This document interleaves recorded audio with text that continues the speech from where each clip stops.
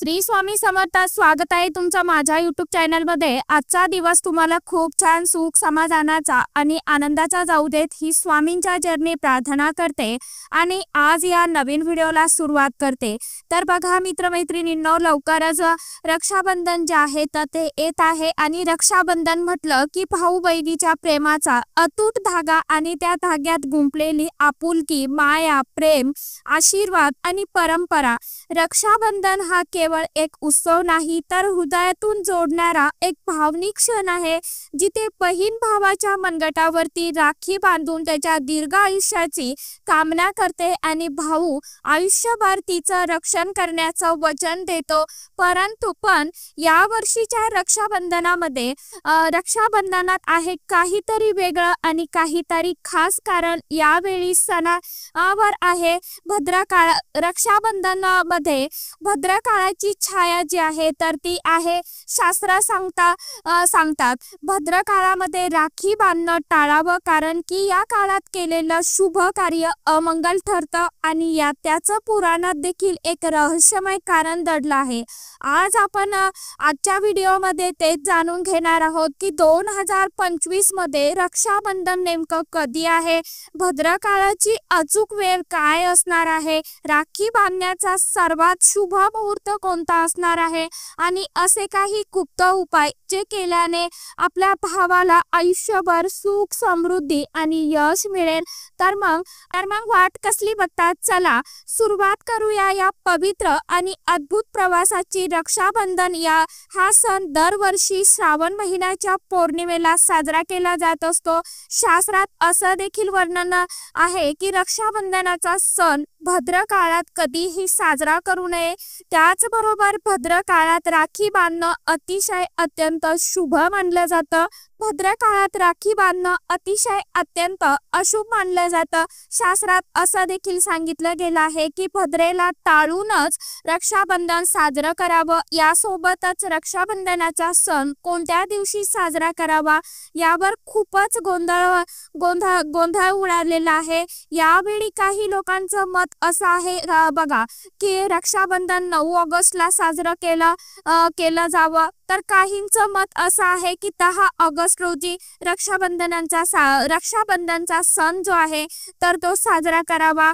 अशा वेळी आपण आता नेमकं कोणत्या दिवशी रक्षाबंधन साजरं करायचं आहे याविषयीची संपूर्ण माहिती आजच्या या नवीन व्हिडिओमध्ये मी तुमच्या बरोबर शेअर करणार आहे, त्यामुळे तुम्ही हा व्हिडिओ स्किप न करता शेवटपर्यंत नक्की बघा। चॅनलवरती तुम्ही जर हा व्हिडिओ पहिल्यांदा बघत असाल तर चॅनलला आवर्जून सबस्क्राईब करा आणि असेच नवनवीन माहितीपूर्ण व्हिडिओ बघण्यासाठी समोरील बेल आयकॉनलाही प्रेस करा।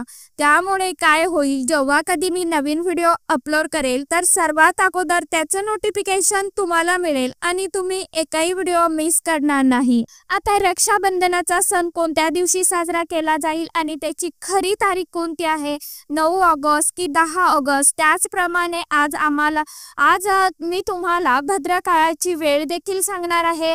रक्षाबंधनाचा सण हा भाऊबीजीच्या अतूट प्रेमाचं भाऊ बहिणीच्या अतूट प्रेमाचं प्रतीक आहे। या दिवशी बहीण आपल्या भावाच्या मनगटावरती रक्षासूत्र म्हणजेच राखी बांधते आणि त्याच्या दीर्घ आयुष्याची व आरोग्याची कामना करते। भाऊ सुद्धा सदैव आपल्या बहिणीच्या रक्षणाचे वचन देतो। शास्त्रामध्ये भद्र काळात राखीचा सण साजरा करणं अशुभ मानलं आहे, म्हणून विसरून सुद्धा भद्र काळामध्ये आपल्या भावाला राखी कधीही बांधू नका। यामागे देखील एक पौराणिक कथा आहे। असं सांगितलं जातं की भद्रात 3 लोकांमध्ये वास करते, स्वर्गात, पाताळात आणि पृथ्वीत। जेव्हा चंद्र हा कर्क, सिंह, कुंभ आणि मीन राशीत असतो त्यावेळी भद्रा पृथ्वीवरती राहते। जेव्हा भद्रा पृथ्वीवरती लोकात राहते त्यावेळी भद्राचे मुख समोर असते। अशा स्थितीत या काळात कोणत्याही प्रकारचे शुभ कार्य, मांगलिक कार्य करण्यास मनाई सांगितली जाते। भद्रामध्ये केलेले शुभ कार्य कधीच यशस्वी होत नाही. पौराणिक कथेनुसार भद्रा काळातच रावणाच्या बहिणीने रावणाला राखी बांधली होती आणि त्याच वर्षी श्रीरामाच्या हातून रावणाचा नाश झाला होता. तेव्हापासून भद्रा काळात राखी पौर्णिमेच्या दिवशी आपल्या भावाला राखी जी आहे तर ती बांधली जात नाही. भद्रा ही शनिदेवाची बहीण आणि भगवान सूर्य व माता पार्वती छाया यांची संतान आहे. पौराणिक कथेनुसार भद्राचा जन्म हा राक्षसाचा नाश करण्यासाठी झाला होता. जेव्हा भद्राचा जन्म झाला, जन्म घेतल्यानंतर लगेचच तिने संपूर्ण विश्वाला आपला घास बनवायला सुरुवात केली. अशा रीतीने जिथे जिथे शुभ व मांगलिक कार्य यज्ञविधी केले जात होते तिथे भद्रामुळे विघ्न येऊ लागले. या कारणास्तव जेव्हा भद्रा असते तेव्हा कोणतेही शुभ कार्य केली जात नाही. 11 करणामध्ये भद्राला 7व्या करणात म्हणजे विष्टीकरणामध्ये स्थान दिलं आहे. हिंदू धर्मामध्ये शुभ कार्य करताना भद्रा काळ याची विशेष काळजी घेतली जाते. भद्रा काळात कोणताही शुभ कार्य सुरू होत नाही आणि ते संपत देखील नाही. यामागे असा समज आहे की भद्राचा स्वभाव क्रोधी आणि संतप्त आहे. भद्राच्या स्वभावामुळे देवाने तिच्याशी लग्न करण्यास नकार दिला. तेव्हा ब्रह्माजीने भद्राच्या प्रकृतीवरती नियंत्रण ठेवण्यासाठी पंचांगाच्या विशिष्ट वेळेचा एक भाग भद्राला दिला. भद्र काळात केलेल्या कामात अनुचित घटना घडण्याची शक्यता असते. त्यामुळे भद्र काळात कोणताही शुभ कार्य आणि मंगल कार्य केलं जात नाही. यंदा नारळी पौर्णिमा ही 8 ऑगस्ट 2025 वार शुक्रवार या दिवशी दुपारी 2:12 सुरू होत आहे. 9 ऑगस्ट 2025 वार शनिवार या दिवशी दुपारी 1:24 संपत आहे.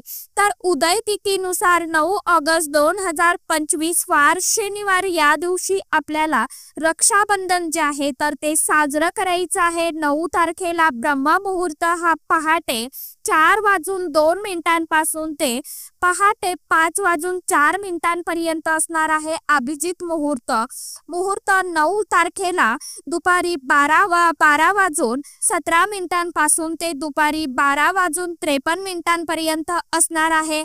9 तारखेला राखी बांधण्याचा शुभ मुहूर्त म्हणजे पहाटे 5:35 पासून ते दुपारी 1:24 पर्यंत असणार आहे. परंतु 9 तारखेला रक्षाबंधनाच्या दिवशी राहू काळ सुद्धा आलेला आहे.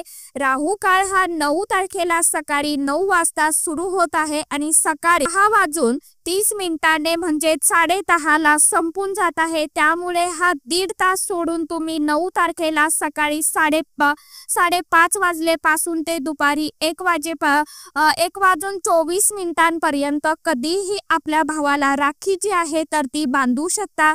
जर तुम्हाला पौर्णिमा तिथी संपण्याच्या अगोदरच भावाला राखी बांधायची असेल तर मग 9 तारखेला दुपारी 1:24 अगोदर तुम्ही राखी बांधू शकता. परंतु ही पौर्णिमा तिथी सूर्याने बघितलेली आहे आणि उदय तिथीनुसार आपण 9 तारखेलाच पौर्णिमा साजरी करणार आहोत. तर ही दिवसभरासाठी पौर्णिमा तिथी मानली जाते. त्यामुळे भले ही पौर्णिमा तिथी संपलेली आहे परंतु ही सूर्याने पाहिलेली असते त्यामुळे ही चालते. म्हणून 1:24 नंतर सुद्धा दिवसभरामध्ये तुम्ही भावाला राखी बांधली तरी सुद्धा चालते. दरवर्षी भावाला राखी बांधण्यासाठी भद्र काळाचा खूप अडथळा असतो. परंतु यंदा मात्र भद्रा काळ जो आहे तर तो 8 ऑगस्ट 2025 रोजी दुपारी 2:12 सुरू होत आहे आणि 8 तारखेलाच मध्यरात्री 1:52 संपणार आहे. त्यामुळे रक्षाबंधनाच्या दिवशी यंदा भद्रा काळ नाही. त्यामुळे संपूर्ण दिवसभर तुम्ही आपल्या भावाला राखी बांधू शकता. परंतु राहू काळ जो आहे तर तो आपल्याला वगळायचा आहे म्हणजे टाळायचा आहे आणि राहू काळ सुद्धा फक्त 1.5 तास आहे. सकाळी 9 ते 10:30 ही वेळ देखील आपल्याला टाळायची आहे. मग दिवसभरामध्ये कधीही तुम्ही तुमच्या भावाला राखी बांधू शकता. रक्षाबंधनच्या दिवशी बहिणी आपल्या भावाच्या मनगटावरती राखी बांधतात आणि त्याच्या फळाची कामना करतात, म्हणून या दिवशी भाऊ आणि बहीण दोघांनीही स्नान वगैरे करून आणि शक्य असेल तर नवे व कपडे परिधान करावे, परंतु लक्षात ठेवा की शुभ प्रसंगी शुभ रंगाचे कपडे परिधान करा, काळ्या रंगाचे वस्त्र परिधान करू नका। आणि वस्त्र परिधान केल्यानंतर दोघांनी मिळून भगवंताची पूजा सेवा करा। पूजेची थाळी नक्की तयार करा आणि त्यामध्ये तुम्हाला अक्षदा, चंदन, हळदी कुंकू, मिठाई, राखी इत्यादी ठेवायचा आहे। एक शुद्ध तुपाचा दिवा नक्की घ्या। दिवा तुम्ही इच्छित असाल तर पिठाचा, मातीचा किंवा पितळेचा तयार करा, ज्याने मला आपल्या भावाची आरती कराल। मित्रमैत्रिणींनो, आता ही पूजेची थाळी सर्वप्रथम देवाला अर्पण करायची आहे आणि एक सांगेन, सर्वात अगोदर राखी जी आहे तर ती गणपती बाप्पांना बांधायची असते आणि त्यानंतर आपण भावाला किंवा इतर व्यक्तींना बांधू शकतो। आता राखी तर सर्वात प्रथम देवी देवतांना राखी बांधावी आणि नंतर आपल्या भावाला किंवा आपली घरामध्ये मुलं असतील त्यांना राखी बांधावी।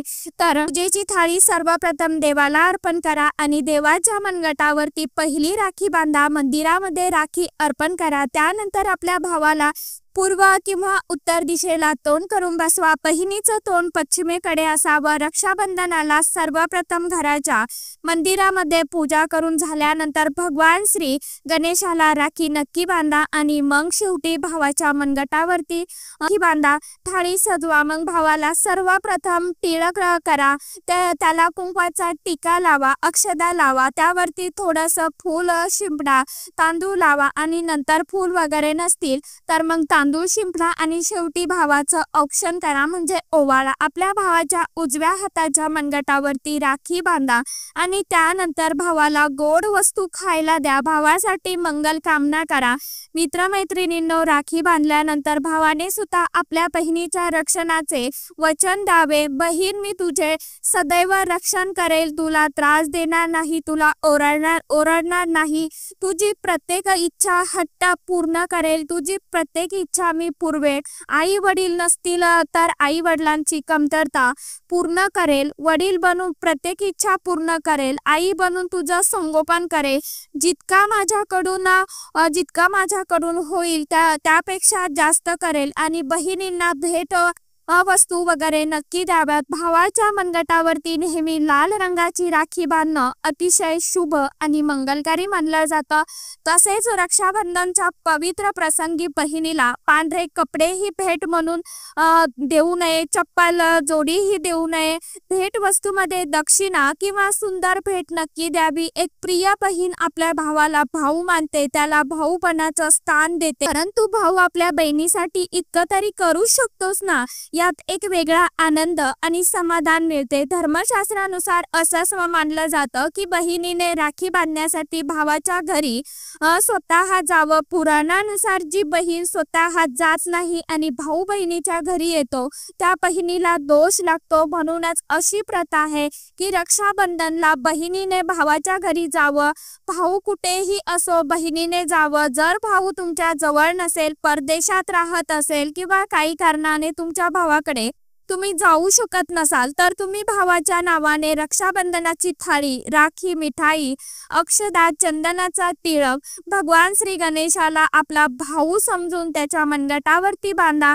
ती राखी आपोआपच तुमच्या भावाच्या मनगटापर्यंत पोहोचेल। मग तुम्ही ती राखी श्रीकृष्णाला बांधू शकता किंवा भगवान श्री नारायणाला बांधा।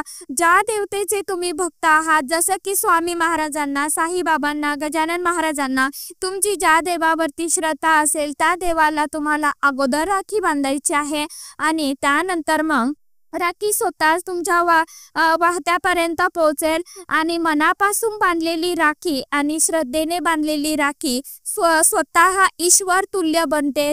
रक्षाबंधनाला जेवणामध्ये काय बनवावं? रक्षाबंधनाच्या वेळी लसूण, कांदा, जेवण बनवावं, विरहित जेवण बनवावं, कारण की यावेळी देवशक्ती ईश्वर स्वतः पृथ्वीवरती येतात। तेही आपल्या भक्तांकडून राखी बांधून घेण्यासाठी पृथ्वीवरती येत असतात, त्यांना भोग अर्पण केला जातो।